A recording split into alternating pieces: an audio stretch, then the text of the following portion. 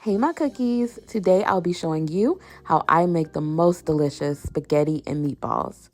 Y'all ready for this? Let's cook. We're gonna start with 1 pound of ground beef and ground mild Italian sausage.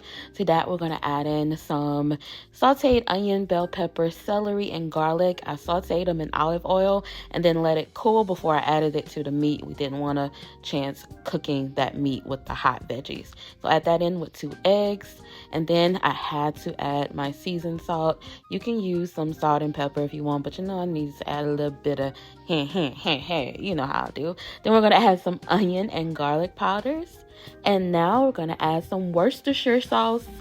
Boom, said that right. Y'all thought I was gonna mess it up. Nope, Worcestershire got that on lock. Now some people like to take bread and crumble it up and soak it in milk. Those Italian style breadcrumbs work just as fine, and we get to skip a step. It already has the Italian seasoning in there, and I like to drizzle on a little bit of water to give it that nice moisture, make these meatballs really soft.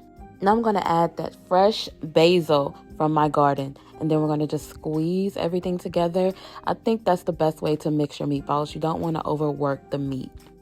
Make your meatballs as big or as small as you'd like. This is completely optional. I like to add a cube of mozzarella cheese in there for a nice little surprise bite. Roll it up tightly, and you can sear this on the stove in olive oil. I like to bake it in the oven on 400 for 15 to 20 minutes.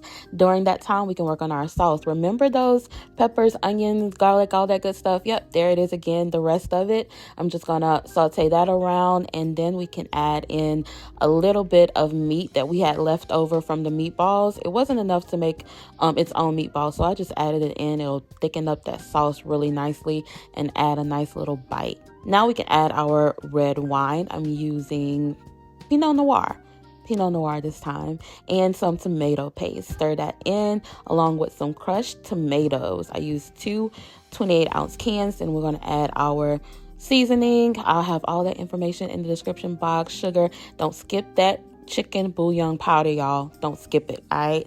So good. Stir it together, and we're going to allow this to simmer. Oops, almost forgot to add more torn basil. We need that. Let's simmer this until those meatballs are ready to drop into the party.